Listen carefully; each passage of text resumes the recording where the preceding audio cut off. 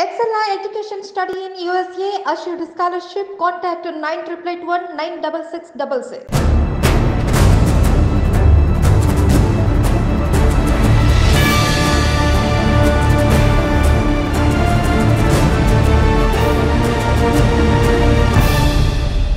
Welcome to I dream.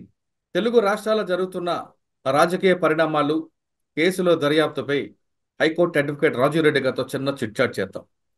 ఇటీవల కాలంలో రెండు రాష్ట్రాల్లో జరుగుతున్న సెన్సేషనల్ కేసులు ఏ దశలో ఉన్నాయి, ఒక్కొక్క కేసు ఏ స్థాయిలో వస్తుంది, వాటితో పాటు రెండు రాష్ట్రాలు ఎన్నికల వేడి వచ్చింది కాబట్టి ఆ ఎన్నికల పరిణామాలు ఏ విధంగా ఉండిపోతున్నాయి, అదేవిధంగా ఇటీవల జరుగుతున్న సర్వేలు వెనక ఉన్న నిజాలు ఏ విధంగా ఉన్న విషయం రాజురెడ్డి గారు అడుగుదాం. రాజురెడ్డి గారు నమస్తే అండి. నమస్తే. ముందుగా తీసుకుంటే తెలంగాణ రాష్ట్రంలో ఎప్పటి నుంచో జరుగుతున్న కవిత ఢిల్లీ లిక్కర్ కేసులో కవితకి ఇప్పటికీ ఆల్రెడీ ఈడీ కేసులో, సిబిఐ కేసులో జైల్లో ఉన్నారు. ఆవిడకి ఒకసారి బెయిల్ పిటిషన్ వచ్చింది. బెయిల్ పిటిషన్ మీద కోర్టు తీర్పు రిజర్వ్ చేశారు. కానీ ఎల్లుండి వస్తున్న మే 6వ తారీఖు నాడు దాంట్లో క్లారిటీ వస్తుంది కాబట్టి సిబిఐ కేసులో కానీ ఈడీ కేసులో కానీ కవితకి బెయిల్ వస్తుందా రాదా? గతంలో వేసిన దీంట్లో తీసుకుంటే ఈమె చాలా పవర్ఫుల్ మనిషి కాబట్టి ఈమె బెయిల్ ఇస్తే సాక్ష్యాలు తారుమారు అవుతాయంటూ ఈడీ అధికారులు చెప్పారు. కానీ కవిత తరపు మాత్రం ఆమెకి హెల్త్ ఇష్యూస్ ఉన్నాయి కాబట్టి బెయిల్ ఇవ్వాలంటూ ఆమె చెప్తున్నారు. దీన్ని మనం ఏ విధంగా పరిగణ తీసుకోవాలి? నమస్కారం అండి. అంటే డిఫరెంట్గా ఈరోజు డీప్గా వెళ్లకుండా జనరల్ చిట్చాట్, ఎందుకంటే కవిత గారి పైన మనం చాలా మాట్లాడడం జరిగినాయి, ఆల్రెడీ ఆర్గ్యుమెంట్లు జరిగినాయి, రిజర్వ్ ఫర్ జడ్జిమెంట్. కవిత గారి విషయంలో వస్తే నేను మళ్ళీ చెప్తా ఉన్నానండి, బెయిల్కి 3 కండిషన్లు. వారు ఎవిడెన్స్ని ట్యాంపర్ చేయరు, విట్నెస్లని ఇన్ఫ్లుయెన్స్ చేయరు, థ్రెటన్ చేయరు, ఎవిడెన్స్ని ట్యాంపర్ చేయరు, మరియు జ్యూరిడిక్షన్ ఇచ్చి పారిపోరు అని. ఈ 3 కండిషన్లు కవిత గారికి వ్యతిరేకంగా ఉన్నాయి. అంటే ఆవిడ పెద్ద పొలిటికల్ లీడరు ఒకటి, రెండోది ఆల్రెడీ ఎవిడెన్స్ని ట్యాంపర్ చేసినట్టు ప్రైమా ఫేసి ఎస్టాబ్లిష్ చేస్తున్నారు, సెల్ ఫోన్లు డిలీట్ చేశారు, ఆ రామచంద్ర పిల్లే వాళ్ళు వీళ్ళు స్టేట్మెంట్లు మార్చడం, కాబట్టి బెయిల్ వచ్చే ఛాన్సులు చాలా చాలా తక్కువ. ఏదైనా బెయిల్ గీలు అంటారా, అదేంటంటే కాలక్రమేణా ఏళ్ళు గడవగా నెలలు గడవగా ఏదో రోజు బెయిల్ అయితే వస్తుంది కంపల్సరీగా. ఐ థింక్ మనీష్ సిసోడియాకి మళ్ళీ డిస్మిస్ అయినట్టుంది బెయిల్ ఎంతో కాలం తర్వాత. సో ఈ పరిణామాలు చూస్తే బెయిల్ రాదు. దానికి తోడు నేను చెప్పాను, కవిత గారు వేసిన అఫిడవిట్ బెయిల్ పిటిషన్లోనే ఆవిడ నేను ఇంత పెద్దగా, నా హోదా ఇది, నా అచీవ్మెంట్స్ ఇవన్నీ చాలా వేసారు. అది 664 పేజీలు బెయిల్ పేజీల్లో. దాంట్లో మొత్తం వారి గురించి చెప్పుకోవడమే కానీ బెయిల్ ఎందుకు ఇవ్వాలనే గ్రౌండ్స్ చాలా తక్కువ ఉన్నాయి. ఆరోగ్య విషయాలు అంటారా, నేను చెప్పాను ఒక బీపీ ఒకటి రైజ్ అయింది తప్పిస్తే అంతకంటే పెద్దగా కన్సర్నింగ్ గా బెయిల్ ఇచ్చేంత అయితే మెడికల్ కండిషన్స్ అయితే ఏమీ లేవు. అంటే లేడీస్ ఇష్యూస్ కొన్ని ప్రాబ్లమ్స్ ఉన్నాయి కాబట్టి బెయిల్ ఇవ్వాలంటూ వాళ్ళ తరపున అడ్వకేట్ అడుగుతారు. లేదండి, మీరు ఆ పిటిషన్ లోనే ఉన్నాయండి, పెద్దగా ఏం లేవు మెడికల్ ఇష్యూ, ఎక్సెప్ట్ అరెస్ట్ అయిన తర్వాత బీపీ రైజ్ అవడం తప్పిస్తే లేదు. సార్, ఒకవేళ కింద కోర్టు కొట్టింది అనుకోండి బెయిల్ మే 6వ తారీఖు నాడు, హైకోర్టు సుప్రీం హైకోర్టుకి వెళ్ళొచ్చా? అది న్యాచురల్ ప్రోగ్రెషన్, హైకోర్టుకి సుప్రీంకోర్టు. అంటే హైకోర్టులో ఒకవేళ మళ్ళీ ఆర్గ్యుమెంట్స్ వస్తాయంటే అప్పుడు కౌంటర్ వేయాల్సి వస్తుందా సిబిఐ కానీ ఈడీ కానీ? కౌంటర్. ఇప్పుడు జనరల్ గా సిబిఐ వారు ఈడీ వారు ఏదైనా చెప్పాను కదండి, అప్రూవర్ కింద అయినప్పుడు లేకపోతే వారి వాల్యూ అంత లేదని అనుకున్నప్పుడు పెద్దగా అపోజ్ చేయరు అనమాట. అదే కోర్టు వారికి హింట్ అనమాట, బెయిల్ ఇవ్వచ్చు అని. జరిగినంత వరకు వాళ్ళు అపోజ్ చేస్తారు. అపోజ్ చేస్తే అంటే బేసిక్ లీగల్ గ్రౌండ్స్ ఈ కండిషన్లు సాటిస్ఫై చేయాలి. ఈ 3 కండిషన్లు కవిత గారి ఫేవర్ లో లేవు. కానీ 3 కండిషన్లు మీరు అన్నట్లు లేవు అంటున్నారు, కానీ వాళ్ళ తరపున అడ్వకేట్ మాత్రం మేము ఎవరికి ప్రలోభాలకు గురి చేయం, బెదిరించమంటూ వాళ్ళు చాలా క్లియర్ గా. అది తర్వాత కమిట్మెంట్లు అండి, నేను అనేది అదే. ఇప్పుడు మీరు కోర్టు వారికి చెప్తారు అంటే ఫస్ట్ ఆఫ్ ఆల్ ఆ పిటిషన్ లో లేదండి, బెయిల్ పిటిషన్ లో వారు వేసిన దాంట్లో దీని గురించి క్లారిఫైడ్ గా వారు ఏమంటారు ఇంపార్టెంట్ గా రాయలేదు. మేము మామూలుగా ఏ జూనియర్ అడ్వకేట్ వేసినా కానీ పిటిషన్లు ఎక్కువ భాగం ఇదే చేస్తారు. కోర్టు వారు ఏ కండిషన్లు ఇంపోజ్ చేసినా ఉంటాము, మాకు బెయిల్ వస్తే మేము ఎవిడెన్స్ని ఇది చేయము, విట్నెస్లని ఇన్ఫ్లుయెన్స్ చేయము, పారిపోము అని చెప్తాము.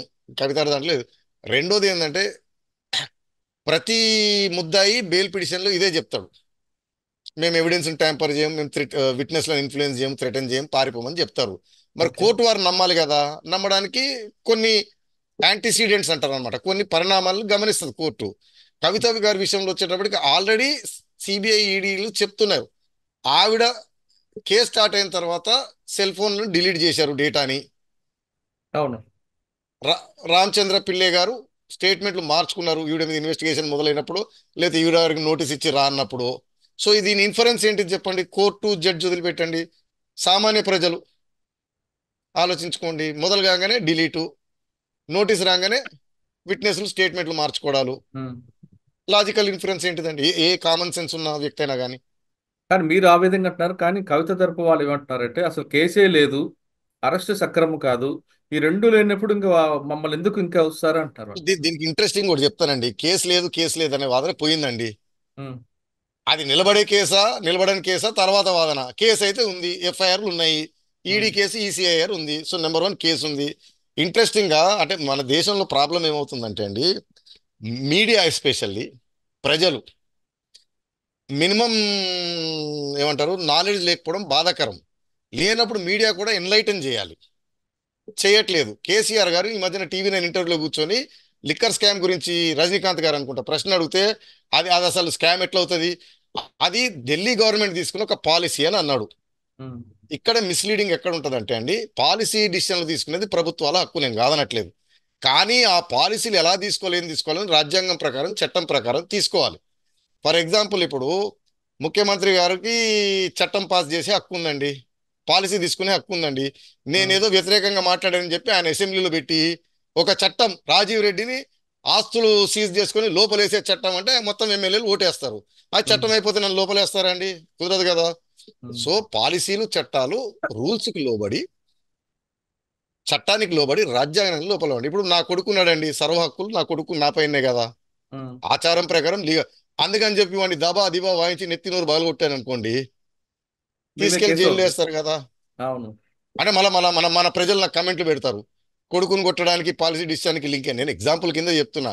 అంటే ప్రభుత్వానికి విచక్షణాధికారాలు ఉంటాయి పాలసీ డిసిషన్లు తీసుకోవడానికి, చట్టాలను అమలు చేయడానికి. కానీ ఆ విచక్షణాధికారాలు చట్టానికి లోబడి, రాజ్యాంగానికి లోబడి చేయాలి, నెంబర్ 1. నెంబర్ 2, చట్టానికి రాజ్యాంగానికి లోబడి చేసిన చట్టంను కూడా దాన్ని మిస్యూజ్ చేయకూడదు. ఇప్పుడు మీకు skill development case best example అండి. క్యాబినెట్ రిజల్యూషన్ ద్వారా స్కిల్ డెవలప్మెంట్ పెట్టారు అనుకున్నాం కాసేపటికి. ఉమ్, బడ్జెట్ రిలీజ్ చేశారు. రిలీజ్ చేసిన బడ్జెట్ పని చేయని సప్లై చేయని కంపెనీలకు ఇచ్చారు అనుకోండి. అవును. నేను అనేది ఇది తెలుగుదేశం వారు కూడా, తెలుగుదేశం మీడియా కూడా ఇదే పాలసీ డిసిషన్, క్యాబినెట్ డిసిషన్ అని తిప్పుతా ఉన్నారు. ఈవెన్ జగన్మోహన్ రెడ్డి గారి కేసుల్లో కూడా స్ట్రేంజ్ గా క్యాబినెట్ నిర్ణయాలు, అవి నిర్ణయాల ప్రకారం జీవోలు వచ్చినాయి. ఈ జీవోల ప్రకారం ఎవరెవరైతే భూములు అలాట్ చేశారో, ఎవరెవరికైతే ఫేవర్లు చేశారో, అంటే ఫేవర్లు అయినాయో, వారికి వారు జగన్ గారి కంపెనీలో డబ్బులు పెట్టారు అనేది. మరి ఇప్పుడు కేసీఆర్ గారి వాదన, చంద్రబాబు నాయుడు గారి వాదన తీసుకుంటే, జగన్ గారి కేసులు హయ్యర్ లెవెల్లో ఉన్నాయి. క్యాబినెట్ నిర్ణయం జీవో ప్రకారమే ఇచ్చారు, అవును. జీవో వైలేషన్ లేవు. కానీ ఆ జీవోల ద్వారా అలాట్ అయినప్పుడు ఆ టైంలో ఉమ్, లాజికల్ ఇన్ఫరెన్స్, ఆ టైంలో జగన్ గారి కంపెనీలకు డబ్బులు వచ్చాయి కాబట్టి అవకతవకలు జరిగాయి అనేది. చంద్రబాబు గారి విషయంలోకి వస్తే క్యాబినెట్ అప్రూవల్ లేకుండా స్కిల్ డెవలప్మెంట్ కార్పొరేషన్ పెట్టడం, ఏ కార్పొరేషన్ పెట్టాలో క్యాబినెట్ అప్రూవల్ ఉండాలండి, పెట్టడం. 2, ఆ స్కిల్ డెవలప్మెంట్ డిపార్ట్మెంట్ని చంద్రబాబు నాయుడు గారు ఆయన పోర్ట్ఫోలియోలో పెట్టుకోవడం, ఎవరికి ఇవ్వకపోవడం. ఉమ్, తర్వాత ఆ స్కిల్ డెవలప్మెంట్ కార్పొరేషన్కి ఒక ఎండీని, చైర్మన్ ఎవరు ఆయన గంటా సుబ్బారావు ఎవరు ఆయన అపాయింట్ చేయటము, ఆయనే 3 పాత్రలు పోషించడము, secretary to department, MD to corporation, ex officio secretary to Chandrababu Naidu garu. అర్థమైందా అండి? అవును. దాంట్లోంచి ఆ డబ్బులు దారి మళ్లించారు అనేది. ఉమ్, సో ఇక్కడ కరప్షన్ యాక్ట్ అప్లై అయ్యేది సుబ్బారావు గారికి, కాన్స్పిరసీ, కుట్ర పన్నాడు అప్లై అయ్యేది చంద్రబాబు నాయుడు చంద్రబాబు గారికి. 120B. సో కేసీఆర్ గారు చెప్పినట్టు అది పాలసీ డిసిషన్ అండి. దాని స్కామ్ ఎట్లా అంటారంటే, ఇప్పుడు పాలసీ డిసిషన్ తీసుకొని హైదరాబాద్ అసెంబ్లీ, అర్థమైందండి మీకు, హైటెక్ సిటీలు ఇవన్నీ రాజిరెడ్డి గారికి, మురళి గారికి, రేవంత్ రెడ్డి గారికి ప్రేమ ఎక్కువ రాసి ఇచ్చేసారు అనుకోండి, పాలసీ డిసిషన్. కాబట్టి కేసు లేదు, స్కామ్ జరగలేదు అనేది ఇప్పుడు వాదన కాదు. ఓకే. ప్రైమా ఫేసి ఒక పాలసీ డిసిషన్ తీసుకున్నారు, ఆ పాలసీలో అవకతవకలు జరిగినాయి. దాని ద్వారా ఒక్కోసారి స్ట్రైట్ పాలసీ అండి, అవకతవకలు జరగవు. ఒక కాంట్రాక్ట్ ఇవ్వాలని అనుకుంటారు, contract terms conditions, tender conditions అన్ని బ్రహ్మాండంగా ఉంటాయి. దానికి మీరు క్వాలిఫై కూడా అవుతారు. మురళి గారు, రాజీవ్ గారు టెండర్ వేశారు, మురళి గారే క్వాలిఫై అవుతున్నారు. ఆ క్వాలిఫై అయిన దానికి కూడా అతను లంచం తీసుకొని కాంట్రాక్ట్ ఇచ్చాడు అనుకోండి, నేరమేగా, అవును, నేరమే కదా. నేరమే కదా.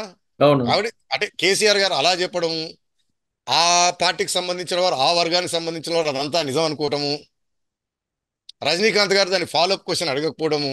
ఉమ్, అయ్యా అది పాలసీ డిసిషన్ ఎవరు తప్పట్టట్లేదు, ఢిల్లీలో జరిగింది పాలసీ డిసిషన్, చట్టానికి లోబడి లేదు, అవకతవకలు జరిగాయి రూల్స్ విరుద్ధంగా. ఆ విరుద్ధంగా జరిగిన పాలసీ డిసిషన్ ద్వారా లంచాలు వచ్చాయి, దానివల్ల ప్రభుత్వ ఖజానాకి నష్టం జరిగింది. ఇది కేసు. సార్ సాధారణంగా ముఖ్యమంత్రికి కొన్ని విచక్షణ అధికారులు ఉంటాయి కాబట్టి. అవునండి, నేను అనేది విచక్షణాధికారాలు అంటే మనకి ఇంగ్లీష్లో చెప్పాలంటే పదే పదే లాలో ఏం చెప్తారంటే discretionary powers should be exercised lawfully, oh, reasonably అంటారు అనమాట. రైట్ ఇప్పుడు సార్. జిల్లా జడ్జి గారికి ఉరిశిక్ష చేసే హక్కు ఉంటుందండి, ఉమ్, అది వారి విచక్షణాధికారం, ఎవరిని లోపలేయాలి ఎవరు బయటికి వేయాలనేది. మురళి గారిని రాజీవ్ గారిని 2 కేసుల్లో తీసుకెళ్లారు. ఉమ్. జిల్లా జడ్జి గారు నేను చిన్నప్పుడు క్లాస్మేట్లు ఉన్నప్పుడు ఇద్దరం ఒక అమ్మాయికి లైన్ వేసాము, ఆ అమ్మాయి నాకు పడింది, జిల్లా జడ్జి గారికి పడలేదు. ఆ అర్థమైందండి? కోపంతో. అవును. ఆ కోపంతో కేసు ప్రూవ్డ్, ఉరిశిక్ష అని దొబ్బాడు అనుకోండి, ఆ, జిల్లా జడ్జిని లోపలేస్తారు.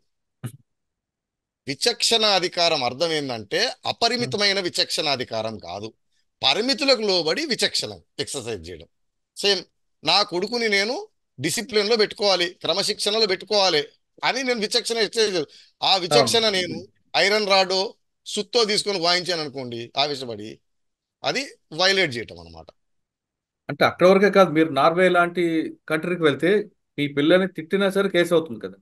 ఇక్కడ కూడా అండి, ఆహా, స్కాట్లాండ్ లో కూడా. ఇక్కడ కూడా అంటే మరి తిట్టినా కొట్టినా కేసు కాదు, కానీ నేను అనేది అదే, మీరు అదే. మీ మీ మీ రెస్పాన్సిబిలిటీని రీజనబుల్ ఎక్సర్సైజ్ చేశారనేది. రీజనబుల్ ఎక్సర్సైజ్ అనేది కల్చర్కి డిఫరెన్స్ ఉంటుంది. ఓకే. అంటే మీరు చెప్తున్నట్లుగా ఫైనల్ గా కవిత గారికి బెయిల్ ఇప్పట్లో వచ్చే అవకాశం లేదు. కానీ నాకు తెలిసి అయితే బెయిలు కష్టం. ఓకే. ఓకే.